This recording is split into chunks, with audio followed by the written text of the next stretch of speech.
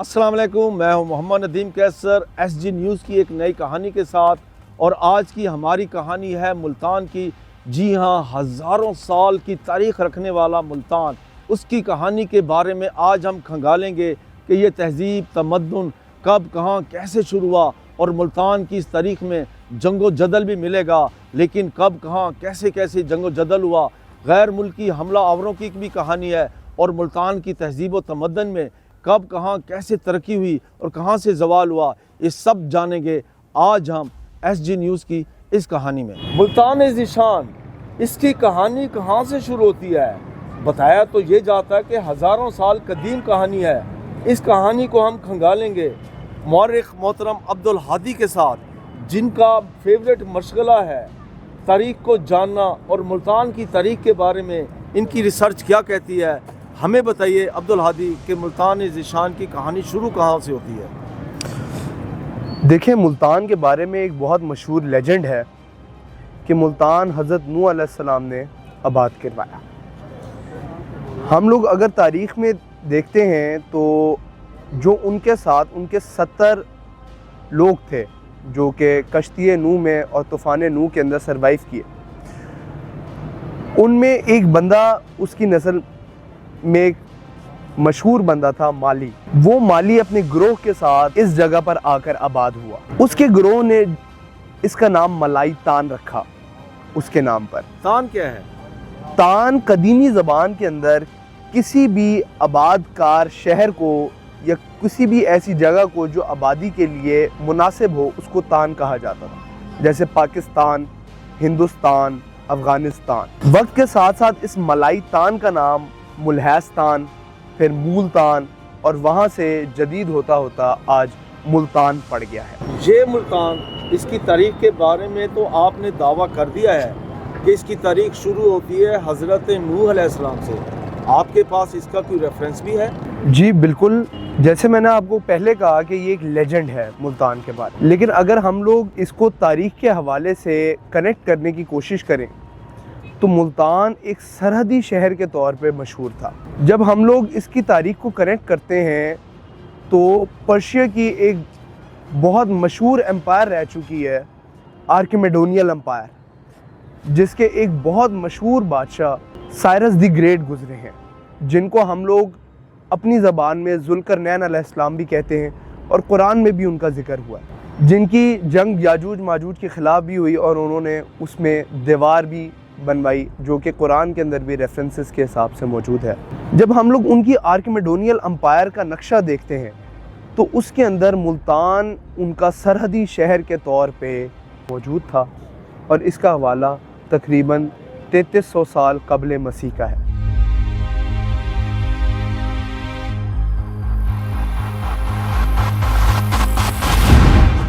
ये मुल्तान का कदीमी दमदमा, इसकी तारीख़ में क्या अहमियत है? जी, ये दमदमा मुल्तान के इस किले के अंदर एज अ वॉच टावर कायम किया गया था और ये पुरानी जो बिल्डिंग है इसकी, उसको गिरा कर अब इसकी नई कंस्ट्रक्शन कर दी गई है और इसे एज अ आर्ट गैलरी और म्यूज़ियम के तौर पे अब कायम कर दिया गया है।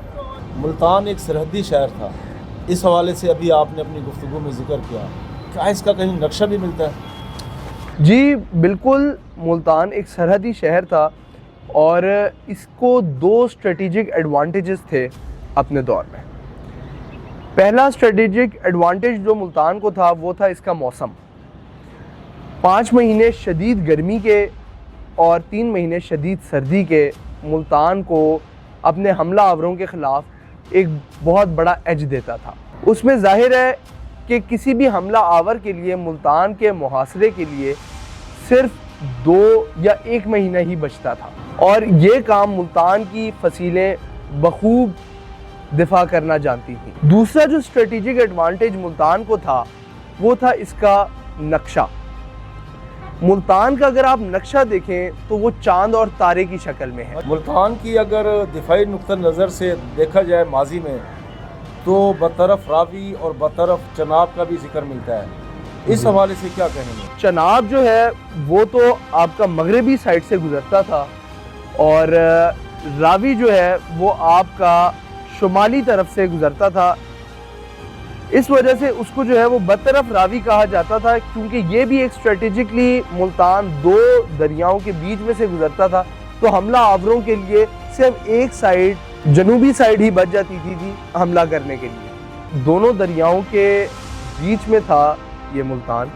اس کے مغربی سائیڈ پہ جو ہے وہ چناب گزرتا تھا، اور شمالی سائیڈ سے جو ہے وہ اس کے راوی گزرتا تھا، اور یہ اسٹریٹجک ایج تھا ملتان کو، کیونکہ اس میں حملہ آور کے لیے صرف ایک سائیڈ جنوب کی رہ جاتی تھی، اور اسی کی طرف ساری فصیلیں موجود ہیں اس کی۔ ان فصیلوں کے درمیان ہی تمام اس کے حملہ آوروں کی کہانیاں ہیں، جس میں خونی برج کی لڑائی اور سکندر اعظم کی چھلانگ جو انہوں نے ملتان میں حملہ کرتے ہوئے لگائی، اور تیر سکندر، وہ ساری کی ساری کہانیاں جو ہیں انہی فصیلوں سے آگے جنوبی طرف کی ہے۔ یہ اگر چاند کی شکل میں جیسے آپ بتا رہے ہیں، اگر اس کو دیکھا جائے تو اس خونی برج کے ارد گرد بھی دہلی گیٹ ہے، پاک گیٹ ہے، اور حرم گیٹ ہے، اور لوہاری گیٹ ہے، اس طرح کے گیٹ جو ہیں ان کے حوالے سے ذرا بتائیے۔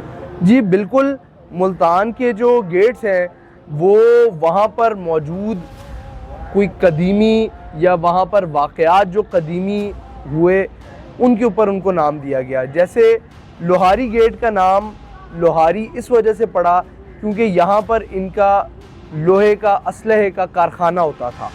اسی طریقے سے پاک گیٹ وہاں پر موجود موسیٰ پاک کے دربار کی وجہ سے نام پڑا۔ اسی طریقے سے دہلی، کیونکہ وہ بالکل سیدھ میں دہلی کی طرف رستہ تھا، اس وجہ سے اس کو دہلی گیٹ کا نام دیا گیا۔ حرم گیٹ میں موجود وہاں پر بادشاہ کی جو کنیزیں تھیں ان کا حرم تھا، بادشاہ کی رہائش کی جگہ تھی۔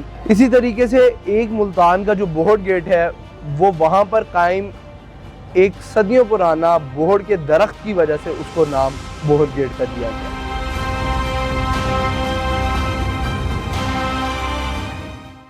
ملتان ذیشان کی اس کہانی میں اگر کوئی تشنگی باقی ہے تو یہ تشنگی اس لیے باقی ہے کہ ملتان کی سینکڑوں نہیں بلکہ ہزاروں سال قدیم اس تاریخ میں ابھی تک تحقیق اور ریسرچ کا دروازہ کھلا ہوا ہے۔ کیمرامین ناصر حسین کے ساتھ محمد ندیم قیصر، SG نیوز، ملتان۔